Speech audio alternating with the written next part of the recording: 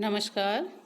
आज हम बीए प्रथम वर्ष कला हिंदी साहित्य के प्रथम प्रश्न पत्र के अंतर्गत विद्यापति की पदावली के अंशों की व्याख्या करेंगे।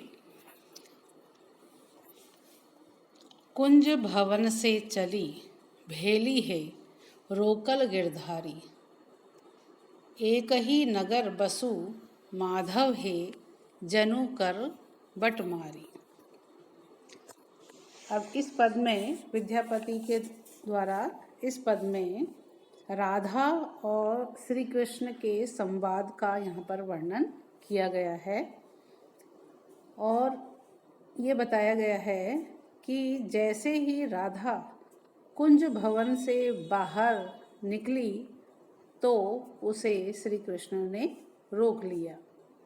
तब राधा उनसे प्रार्थना करते हुए कहने लगती है कि कुंज भवन से चली भेली है रोकल गिरधारी, कि कुंज भवन से जैसे ही राधा चलने लगी तो उसे श्री कृष्ण ने रोक लिया। गिरधारी गिर पर्वत को, गिरवर पर्वत जो है उस पर्वत को धारण करने वाले अर्थात गोवर्धन पर्वत को धारण करने वाले अर्थात कृष्ण जो है उन्होंने राधा को मार्ग में ही रोक लिया। एक ही नगर बसु माधव है जनु कर बटमारी, कि राधा बड़ी चतुराई से कृष्ण को मनाने के लिए या उनको अपने अनुकूल बनाने के लिए कहती है, क्या कहती है कि हे माधव, हम और तुम एक ही नगर बसु माधव है, कि हे माधव हम और तुम एक ही नगर में रहते हैं, यानी हम एक दूसरे को जानते हैं और सारा नगर जो है वो हम दोनों को जानता है। जनु कर बटमारी, तो इसलिए तुम मेरा मार्ग इस तरह से मत रोको। छाड़ कन्हैया मोर आचर है फाटत नव सारी, कि हे कृष्ण मेरा जो वस्त्र है या साड़ी है उसके छोर को तुम छोड़ दो, क्योंकि नहीं तो जब ये खींचतान होगी तो इसमें क्या होगा, मेरी जो ये नई साड़ी है वो फट जाएगी। अपजस होएत जगत भरी है जनु करिए उघारी, कि ऐसा होगा तो क्या होगा, अपयश होगा, क्योंकि साड़ी फटेगी तो जो शरीर है वो निर्वस्त्र हो जाएगा और ऐसी स्थिति में संसार में मेरा और तुम्हारा दोनों का ही जो अपयश है वो संसार में फैलेगा। तो अपयश होत जगत भरी है जनु करिए उघारी, कि जैसे तुम इस नए वस्त्र को तुम खींचोगे तो ये फटेगा और फटने से ये ऐसी ही स्थिति हो जाएगी कि जैसे कोई निर्वस्त्र हो जाता है। तो ऐसी स्थिति में अपजस होत जगत भरी है, कि संसार भर में फिर हमारा अपयश होगा, हमारी निंदा होगी। कि इसलिए संगक सखी अगुआई ली रे हम एक सर नारी, कि मेरे जो साथ की मेरी सहेलियां थी या सखियां थी वो तो क्या हो गई हैं, आगे चली गई हैं। संगक यानी साथ वाली जो सखी है, अगुआई ली आगे चली गई है। हम एक सर नारी, और मैं यहाँ अकेली रह गई हूँ। दामिनी आई आय तुला इली है एक राती अंधियारी, कि एक तो अंधेरी रात है, एक राती अंधियारी, कि एक तो रात अंधेरी है और दामिनी आई तुलाई ली है, और इस पर क्या हो रहा है, जो भयानक बिजली चमक रही है। एक तो भयानक रात है, अंधेरी रात है और उसमें बिजली चमके तो ये और भी डरावना प्रतीत होता है।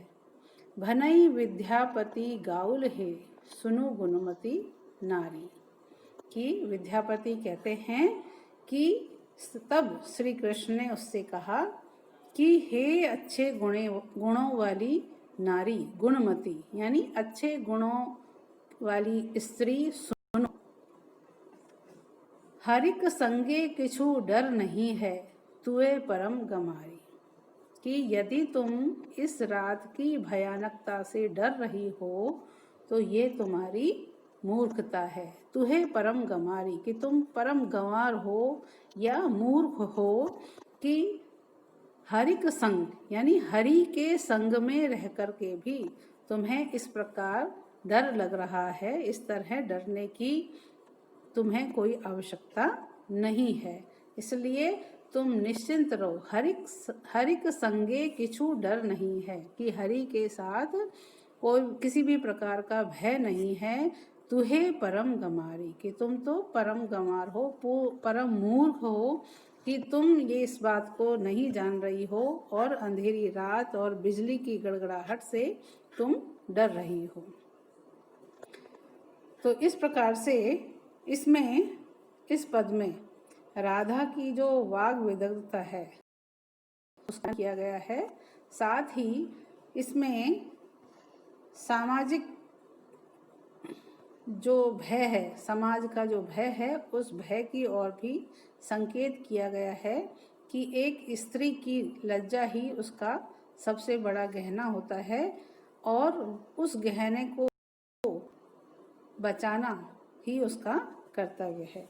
तो ये इस प्रकार का भय जो है समाज का भय होता है और उस सामाजिक भय की वजह से स्त्री जो है वो अपनी लज्जा को बचाने का हर संभव प्रयास करना चाहती है। और ऐसा ही यहाँ पर राधा भी जो है कृष्ण के माध्यम से इन्हीं सब बातों की ओर संकेत करती है।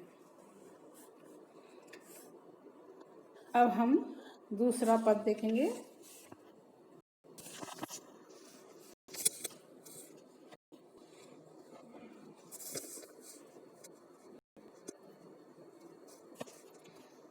सखी हे कतहु न देखी मधाई, काम शरीर धीर नहीं मानस, अवधि नियर भेल आई। माधव मास तिथि भयो माधव, अवधि कहे पिया गेला। कुछ जुग शंभु परसी कर बल लहनी, ते परतीति मोहि भेला। मृगमद चानन परिमल कुमकुम, के बोल शीतल चंदा। पिया विषलेख अनल जो बसिए, विपत्ति चिन्हिए भल मंदा। भनई विद्यापति सुन बर जोवती, चित जनु झंख आजे। पिय विषलेख कलेस मिटायत, बालम बिलसी समाजे। तो इस पदावली के अंश में श्री कृष्ण के मथुरा चले जाने पर राधा विरह व्यथा से संतप्त होकर के अपनी सखी से अपना दुख व्यक्त करते हुए कहती है, सखी हे कतहु न देखी मधाई। कि हे सखी, मैंने प्रियतम श्री कृष्ण की प्रतीक्षा मैंने की, करती रही, परंतु कहीं भी उन्हें नहीं देख पाई। कांप शरीर धीर नहीं मानस, अवधि नियर भेल आई।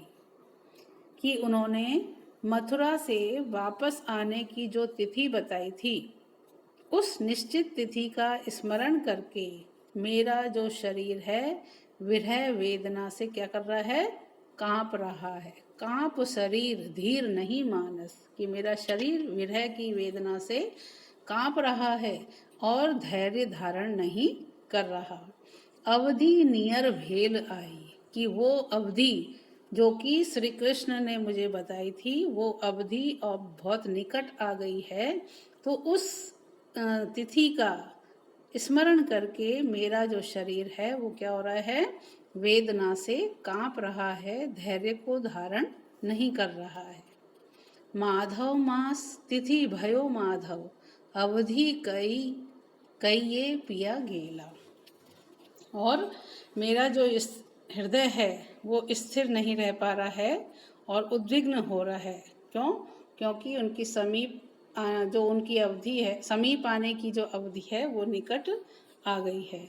अब माधव मास तिथि भयो माधव, कि प्रियतम जो श्री कृष्ण है वो माधव मास यानी बैसाख मास जो है, उस बैसाख मास की माधव तिथि यानी एकादशी की जो तिथि है उसको वापस आने की अवधि निश्चित करके गए थे। अवधि कईये पिया गेला, कि प्रिय ने यानी कृष्ण ने बैसाख मास की एकादशी तिथि को वापस आने की तिथि जो है या अवधि निश्चित करके वो गए थे।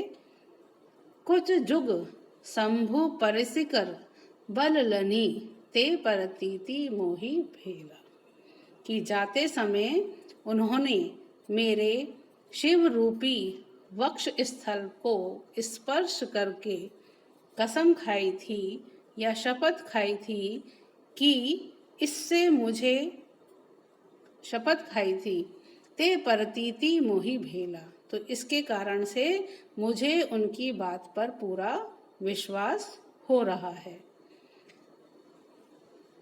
मृगमद चानन परिमल कुमकुम के बोल शीतल चंदा, क्यों कह रहे हैं के बोल शीतल चंदा, कि कौन इनमें शीतलता प्रदान करने वाला है, कौन कहता है ना, कि जो कस्तूरी है, चंदन का लेप है, मृगमद कस्तूरी, चानन चंदन का लेप है, कुमकुम है और चंद्रमा, ये सभी शीतल होते हैं।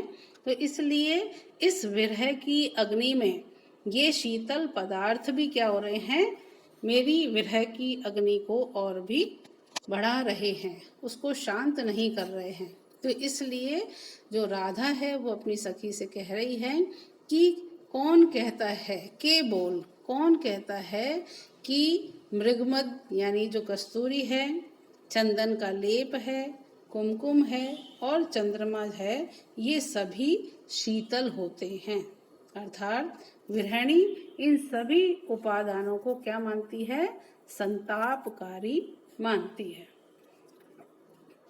पिया विसलेख अनल जो बसिए विपत्ति चिन्हिए भल मंदा, इस कारण से प्रियतम के वियोग में मेरे लिए ये सभी पदार्थ कैसे हो गए हैं, आग बरसाने वाले हो गए हैं। पिया विसलेख, पिया से प्रियतम से वियोग होने पर अनल जो बसिए, कि ये जो आग है वो बरसती हुई दिखाई दे रही है मुझे इन सभी पदार्थों में। विपत्ति जनिए भल मंदा, और विपत्ति में ही कहा जाता है कि विपत्ति में ही भले और बुरे की पहचान होती है। चिनिए यानी पहचान, भल मंदा भले की और बुरे की पहचान होती है। तो विपत्ति काल में भले और बुरे की पहचान होती है। तो ये सारे जब विपत्ति पड़ी तब ये भली चीजें भी यानी ठंडक देने वाली चीजें भी, शीतलता प्रदान करने वाली चीजें भी क्या हो रही हैं, संतापकारी सिद्ध हो रही हैं। भनई विद्यापति सुन बर जोवती चित जनु झंखे आजे, कि विद्यापति कवि कहते हैं कि हे श्रेष्ठ युवती, युवतियों में श्रेष्ठ हे राधा, चित जनु झंखे आजे, कि आज तुम अपने मन में पछतावा मत करो। पिय विसलेख कलेश मिटायत बालम बिलसी समाजे, कि जो तुम्हारे प्रियतम हैं तुम्हारे साथ रह करके इस विरह व्यथा को शीघ्र ही मिटा देंगे। प्रिय विसलेख, प्रिय से जो विसलेख हुआ है, वियोग हुआ है, और उस वियोग से उत्पन्न जो कलेश है उसको शीघ्र ही मिटा देंगे। कौन? बालम बिलसी समाजे, कि बालम अर्थात जो प्रियतम है वो तुम्हारे साथ रह करके तुम्हारे इस वियोग जनित कष्ट को शीघ्र ही मिटा देंगे।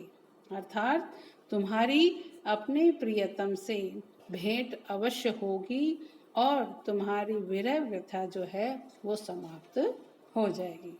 तो इस प्रकार से इस पद में विद्यापति ने यह बताया है कि विपत्ति काल में ही जो है भले और बुरे की पहचान होती है, इस बात की ओर इंगित किया है और ये बताया है कि विपत्ति के समय में ही हम अच्छे और बुरे को पहचानते हैं। तो उस बात की ओर उन्होंने संकेत किया है।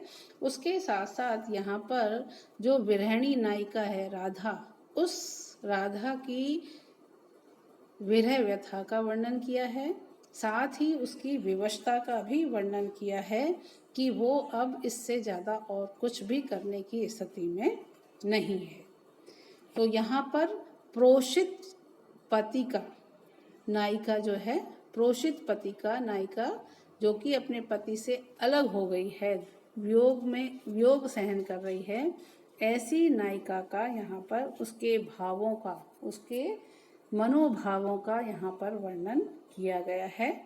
इस पद में अनुप्रास अलंकार है और यहाँ पर माधव मास और माधव तिथि या माधव बैसाख मास है यहाँ पर, तो यहाँ पर बार बार शब्द आ रहे हैं।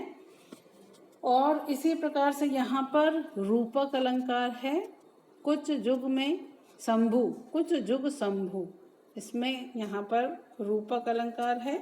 तो इस प्रकार से यहाँ पर विभिन्न अलंकारों का प्रयोग करके विद्यापति ने इस पद को बहुत ही अलंकृत रूप में या इसको प्रस्तुत किया है और साथ ही इसमें श्रृंगार का जो वियोग पक्ष है उसको यहाँ पर राधा के माध्यम से प्रस्तुत किया है।